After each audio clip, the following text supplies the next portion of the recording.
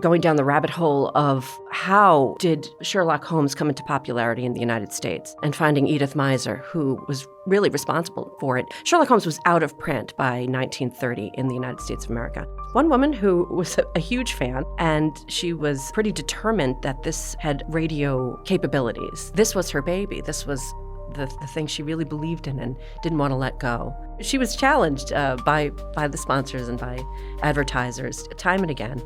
She was removed from the production, and then it would flounder, and then they'd have to bring her back. Yeah. That's validating. Yeah.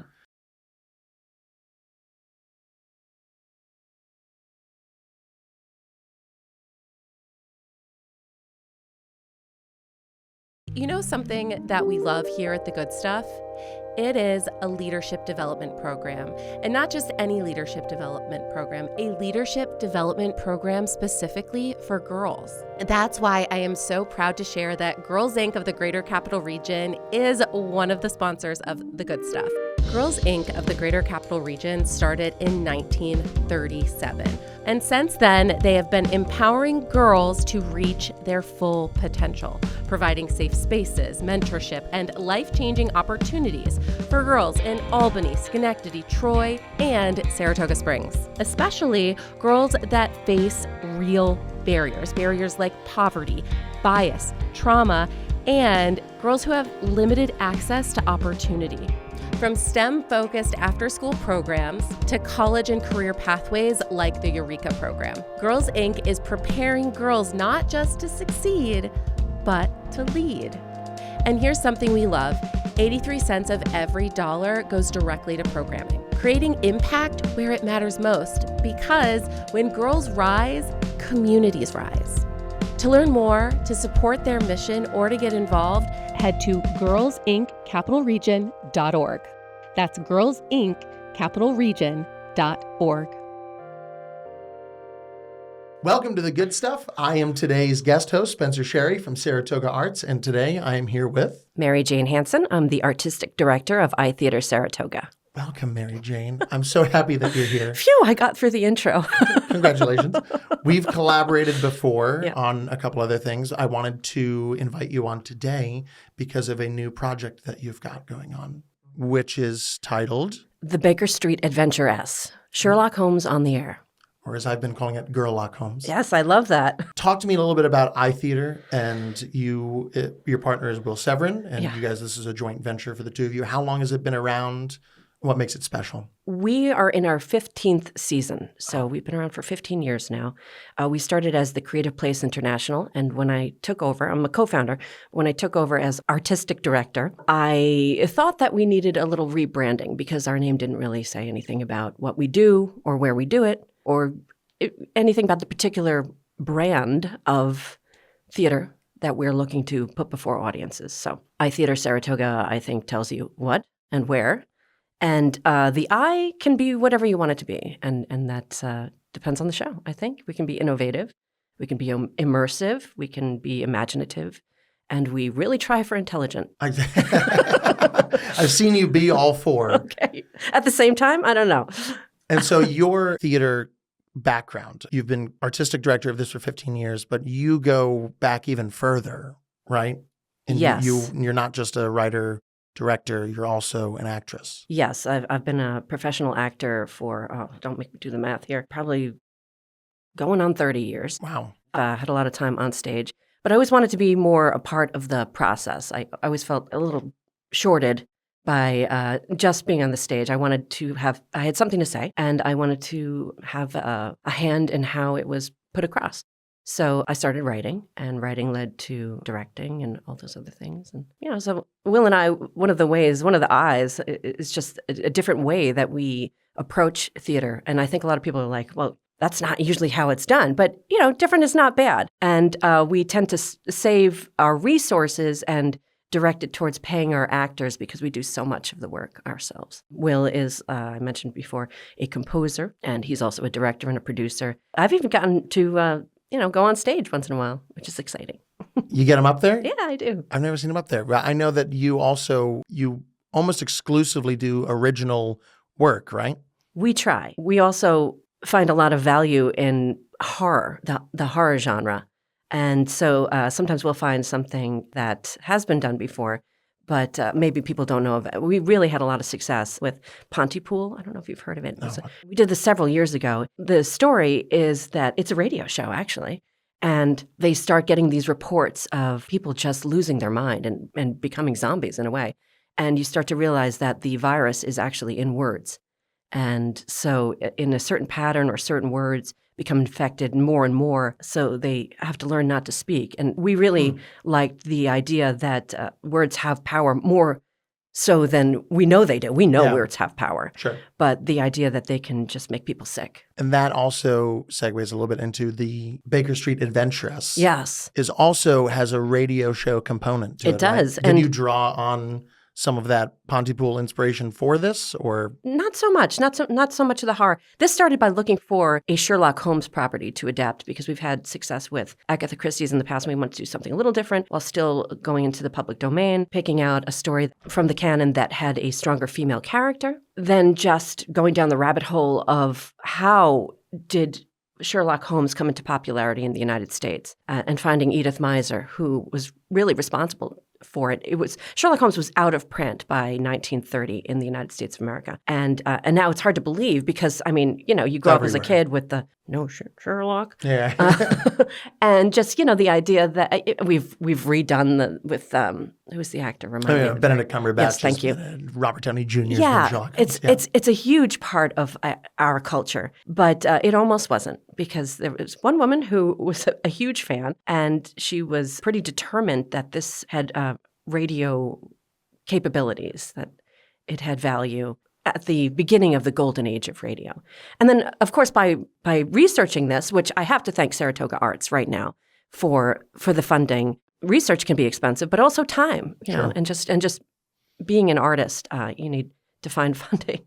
Yeah, and that's the hope. It's very challenging. We give out with that. So for the viewers at home that don't know, the listeners at home, rather, Saratoga Arts gives out re-grants every year. Lately, it's been about $250,000 to inject into Saratoga, Fulton, and Montgomery counties to support arts programming, and that includes individual artists. And so you got one of our grants last year to develop this work. Yeah, I'm very grateful for that, and that allowed me to do this research and find Edith. It's not something that she's not a person that a lot of people know about, so I had to go to the archives at Lincoln Center, and I was able to make contact with the University of Minnesota and find this information about her and write. And that, to me, opened up this whole cornucopia of information about radio. We take it for granted and the power of media. Yeah. And at that time, it was huge. It was becoming huge. It was the only thing, yeah. Right? I mean, when did television came around in 40s, 50s? Yes. So that was not, and this was... Not a history guy. At the same time that radio was having its golden age, the motion pictures were also becoming huge. Sure. It was a source for people to do good, but also, what was going on in Europe in the 30s. Yep. And that was people harnessing media and doing not so good things with it. That's actually my next play. So I'll be applying for another grant. So it's a dual of the positive side of keeping art alive and resuscitating old work, and then you'll pivot to something darker and more sinister? Yeah, well, I just think there's so much value in history because we do tend to repeat ourselves individually as humans and as a society. Culturally, yeah. Yes. So there's plenty of things to be learned, and I always like to go to the source, So how long was the research part of this? I'd say several months, maybe 2 or 3 months. I did a lot of that. I compiled a lot. And then I had all of this file folder. And the writing itself actually took comparatively little time. Okay. Several weeks. Yeah, I know you're a quick writer. Yeah. Yeah. Well, once I had it all, it was just a matter of, okay, this goes here, this goes here, this goes here. I wanted to tell a clean story this time. The last time I wrote an Agatha Christie, it was in 3 acts. And I'm just not sure as a society we have that attention span anymore. For 3. So how long is this play? This is going to be, you're going to be out of there and we'll be out of costumes and on the street in 2 hours. Short and that and includes an intermission. Oh, wow. Okay. So Edith is the person that you researched for this. Yeah. And how did you stumble across her? I know that you said you were looking for stories to adapt. So is any of this actual Sherlock Holmes stories? Okay. Yes. So The Speckled Band is the story that we went with. And that is basically the second act, is October 20th, 1930, the radio show. that first put The Adventures of Sherlock Holmes on the air before people. It was a huge gamble, and they weren't sure it was going to pay off, but it snowballed into something very, very big. So that's the second act, is actually putting that radio show on the stage. The first act is everything that led up to that. She had to find her own sponsors. The acquisition of the rights and material, I'm sure. And convince people that this dead and forgotten detective was still something that people wanted. He was a household name still, but it was completely out of print in this country. That's crazy. What is it about bringing an original sensibility to this storied, forgive the pun, but well, I think there is some universal things going through that. People who really believe in a project, as an arts person, it's sometimes very difficult to convince people that are not in the arts that something that is in your mind has value. Right. Yeah. And they just want to see dollars, and you have to convince them that the dollars will come, or sometimes they won't. But that doesn't mean that the project doesn't have value. Why do you think it's so important to bring original theater or stories into our arts community here in Saratoga? Well, I think every community should have a voice, and that shouldn't just be like a regurgitation of what's going on in the big city. We all have a perspective. With everything that's going on in the world, we want to talk. We want to make sense of it from our own voices. We don't want to be told what we think. Yeah. And so it's not just me doing this. I try to involve as many members of the community as possible. And I have another thing to thank you for. Again, introducing us to Matt Bagley. I sit on the... Yes, shout out Matt Bagley of Harvey's. He has a large role in this as my husband, and that's a different level too. Another part of this play that I'm discovering, even by doing it, is the relationship between a husband and wife and how it can be very supportive and invaluable. And now it's time for this week's Student Doing Good Stuff. And how do you say that? Dorian Harding. And how old are you? 17. You're 17 years old. I don't know what your artwork is. It's a sculpture of an orangutan. I saw that earlier. I love that. Thank you. I love it. He's holding an orange. Why? Because it's my favorite fruit and I eat one every day. Really? I thought it would be like some fun wordplay to do because it's like an orangutan and he's eating an orange. But the prompt for this assignment was to sculpt like your spirit guide animal. And I've always really loved orangutans just because, I don't know, like if I could choose to be any animal, I'd want to be an orangutan, I think, just because they're so intelligent, but yet they're so laid back and they don't really have anything like they need to do. That's nice. Yeah. When I was younger, in my house, we had like this coffee table book called Thinkers of the Jungle.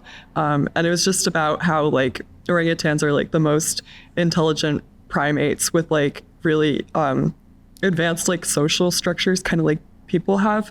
And so that's why I titled it Thinker of the Jungle, just because like that's always like, it made such an impression on me when I was younger. And they've always been my favorite animal. So I'm a senior and I actually haven't taken an art class since my freshman year, just because I've been doing other things really. But it's nice because it's like such a release, I guess, for me to do. So how often do you create? I think even though like visual art isn't like my main art form, I want to be a professional writer.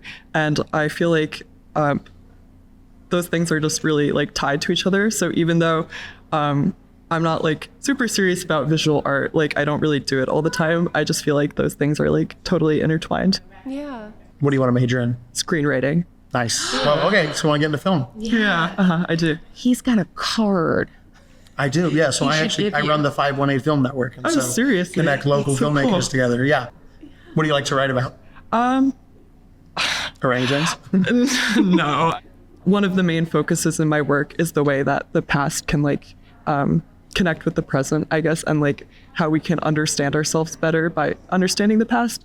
I'm like having this kind of surreal moment because like we're right here on Congress Park, right? And like there's so much history that has happened right here in Saratoga Springs, and here we are like in the center, like the epicenter of all the history with the springs that are just like a couple steps away.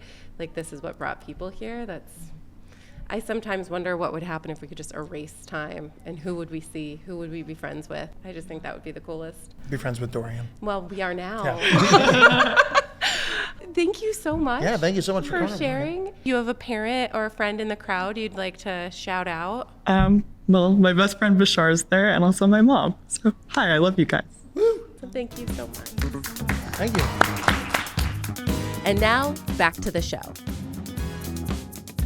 Going back to what we were talking about the community, I try to involve as many people, professionals, and people who just want an outlet for expression, whether they be playwrights or actors or artists. And you work with a lot of first-timers too, right? We do rely on people who are seasoned, but we love to give people an opportunity to get on stage or to work behind the stage, whatever they want to do. Sure. And how much of that falls on you to like direct and develop? Do you feel like you're doing educating as well as the writing and directing? Or? Yeah, I have a background as an educator too. I've spent a lot of time, especially with young people. A little bit of patience goes a long way, Sure. I think. And it's not, rocket science. Sure. And I know, I'm sure raising twin 4-year-old daughters helps in that patience exercise.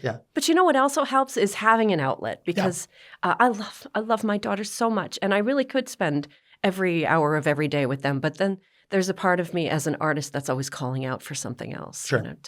To develop my passions, and I feel for women and men, who are raising kids, because it's not easy.